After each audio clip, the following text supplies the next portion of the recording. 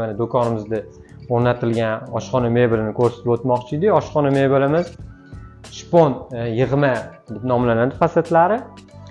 Bu oshxona mebelimiz umumiy uzunligi 4 metr, bo'yi 2,5 metr tashkil qiladi.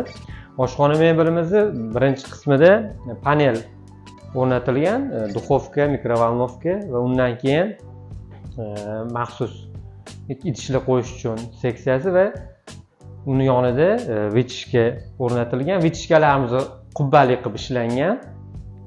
Uni tagiga 60 li gaz plita o'rnatganmiz va vichishkamiz shunda 90 bo'ladi. Shunaqa holatda, demak bu yerda qozon qo'yilganda bizdagi issiqlik mebelimizga urib yormaydi. Gaz plitamiz tagida tortmalar o'rnatilgan va ikki chetiga kargo o'rnatilgan. Uni yonida посудомоечный mashina va alohida yana moyka qo'yish uchun seksiyasi bor va bizning oshxonamiz keyingi qismida встроенный холодильник o'rnatilgan.